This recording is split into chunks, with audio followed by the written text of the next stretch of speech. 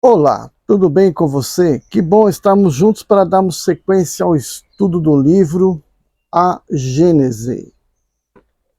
Eu sou o professor Wagner Klein, sou professor de Física, terapeuta holístico e você está no canal Sob Nova Visão.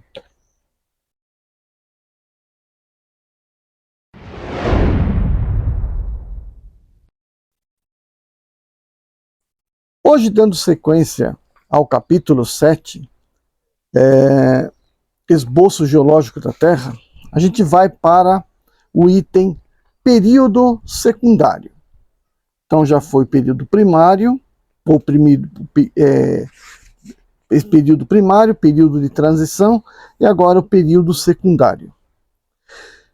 Parágrafo 28. Com o período de transição, desapareceram a vegetação colossal e os animais que caracterizavam aquela época. Seja porque as condições atmosféricas não fossem mais as mesmas, seja porque uma série de cataclismos haja aniquilado tudo o que tinha vida sobre a Terra. É provável que as duas causas tenham contribuído para essa mudança, porque, de uma parte, o estudo dos terrenos que marcam o fim desse período atesta grandes transtornos causados pelos levantamentos e as erupções que derramaram sobre o solo grandes quantidades de lavas e, de outro lado, mudanças notáveis se operaram nos três reinos, a saber, reino vegetal, mineral e animal. Na época, né? Parágrafo 29. O período secundário é caracterizado sob o aspecto mineral por camadas numerosas e fortes que atestam uma formação lenta no seio das águas e marcam diferentes épocas bem caracterizadas. A vegetação é menos rápida e menos colossal que no período precedente, sem dúvida em consequência da diminuição do calor e da umidade e das modificações sobrevindas nos elementos constitutivos da atmosfera. As plantas herbáceas e polposas se juntam às de caule lenhosos e às primeiras árvores propriamente ditas. Parágrafo 30. Os animais são ainda aquáticos, ou, quando muito, anfíbios. A vida animal sobre a terra seca faz pouco progresso. Uma prodigiosa quantidade de animais de conchas se desenvolve no seio dos mares, em consequência da formação de matérias calcárias. Novos peixes de uma organização mais aperfeiçoada que no período precedente tomam nascimento, vêm-se aparecer os primeiros cetáceos. Os animais mais característicos dessa época são os répteis monstruosos, entre os quais se notam o ictiosauro, espécie de peixe lagarto que alcança quase 10 metros, alcançou, né, quase 10 metros de comprimento e cujas mandíbulas prodigiosamente alongadas eram armadas com cerca de 180 dentes. Sua forma geral lembra um pouco a de um crocodilo, mas sem a couraça escamosa. Seus olhos tinham o volume da cabeça de um homem, tinha barbatana como uma baleia e lançava água pelo respiradouro como esta. O plesiosauro, outro réptil marinho tão grande quanto o ictiosauro, cujo pescoço excessivamente longo dobrava-se como o do cisne e dava-lhe a aparência de enorme serpente presa a um corpo de tartaruga.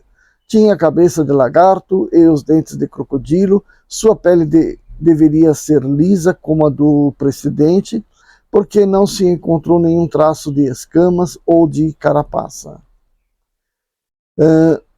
Outro, o teleossauro, aproximava-se mais dos crocodilos atuais, que parecem ser-lhe os diminutivos, com os dentes, como estes últimos, tinha a couraça escamosa e vivia ao mesmo tempo na água e sobre a terra.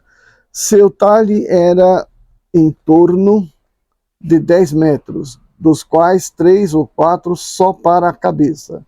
Sua enorme goela tinha 2 metros de abertura. O megalossauro, grande lagarto, espécie de crocodilo de 14 a 15 metros de comprimento, essencialmente carnívoro, nutria-se de répteis, de pequenos crocodilos e de tartarugas. Sua formidável mandíbula era armada de dentes em forma de lâmina de serpente de corte duplo, recurvados para trás, de forma que, uma vez entrados na vítima, era impossível esta libertar-se. O iguanodonte, o maior dos lagartos que apareceram sobre a Terra, tinha 20 a 25 metros de cabeça à extremidade da cauda. Seu focinho era dominado por uma córnea óssea semelhante à do iguano dos nossos dias, do qual não parece diferenciar-se senão pelo talhe, este último tendo apenas 1 metro de comprimento. A forma dos dentes prova que era herbívoro, e a dos pés que ele era um animal terrestre. Então, talhe aqui quer dizer o comprimento, né? O pterodáctilo, animal bizarro de tamanho de um cisne, ao mesmo tempo tendo algo de réptil pelo corpo, de uma ave pela cabeça e de um morcego pela membrana carnosa que religava os dedos. De prodigioso tamanho, e servia-lhe de paraquedas quando se precipitava sobre a sua presa do alto de uma árvore ou de um rochedo. Não tinha o bico córneo como as das aves, mas os ossos das mandíbulas tão grandes quanto a metade do corpo e guarnecidos de dentes, terminavam em ponta como se fosse um bico. Durante este período, que deve ter sido muito longo, assim como atestam o número e a força das camadas geológicas, a vida animal tomou um imenso desenvolvimento nos seios das águas, como ocorrera com a vegetação no período precedente. O ar mais depurado e mais próprio para a respiração começou a permitir a alguns animais viver sobre a terra. O mar foi várias vezes deslocado, mas sem abalos violentos. Com esse período, desapareceram por vez essas raças de gigantescos animais aquáticos, substituídos mais tarde por espécies análogas, de formas menos desproporcionadas e de tamanho menor. Parágrafo 32. O orgulho fez o homem dizer que todos os animais foram criados em sua intenção e para as suas necessidades. Mas qual é o número daqueles que lhes servem diretamente, que pode se sujeitar comparado ao número de incalculável daqueles com os quais nunca teve e nunca terá nenhuma relação? Como sustentar semelhante tese em presença desses inumeráveis espécies que povoaram sozinhas a Terra, milhares e milhares de séculos antes que ele mesmo viesse? E depois a desapareceram. Pode-se dizer que elas foram criadas para o seu proveito? No entanto, essas espécies tinham todas a sua razão de ser, a sua utilidade.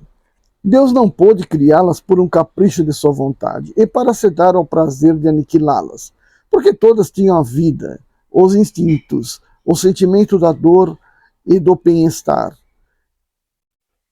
Com que objetivo ele teria as feito, né? Com que objetivo as fez? Esse objetivo deve ser soberanamente sábio, embora não o compreendamos ainda.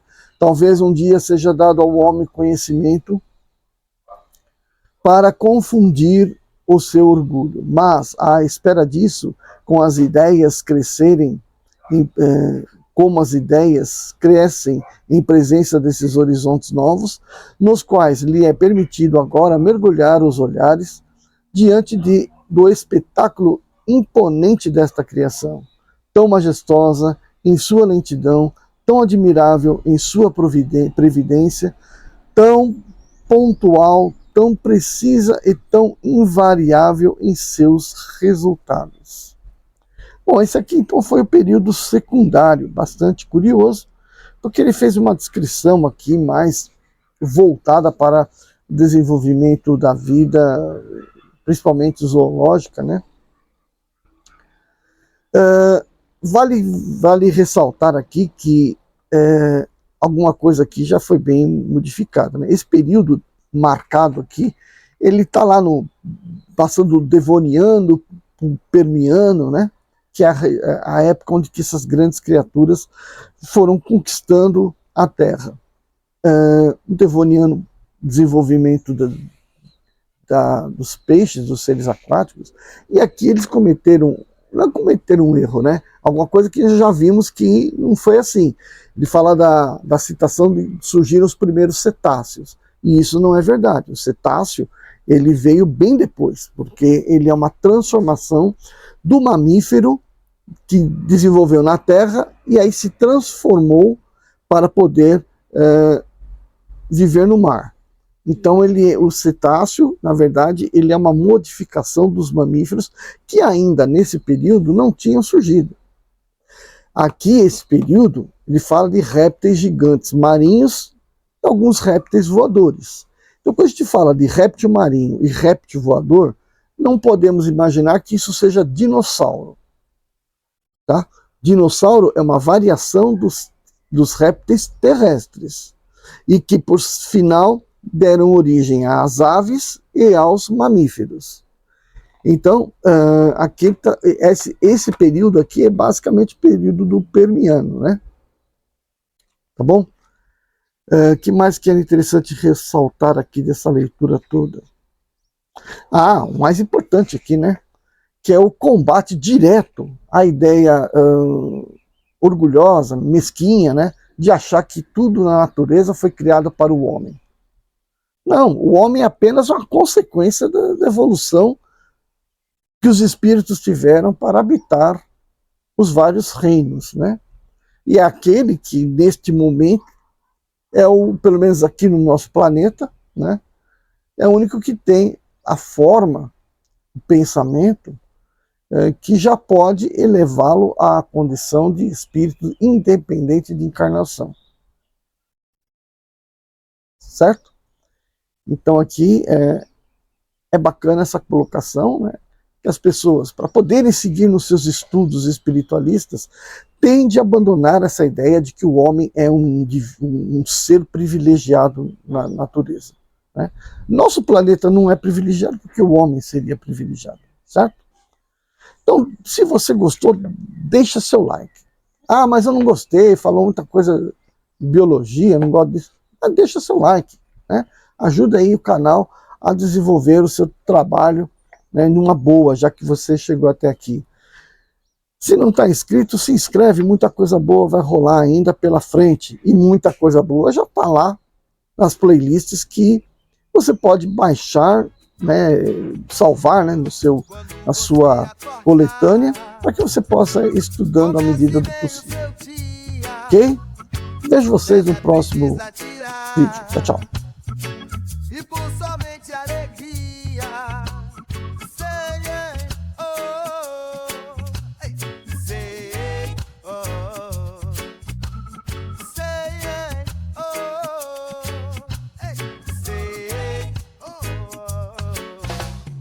mágoa, tristeza e rancor. Quem gosta é o obsessor, se livra da coisa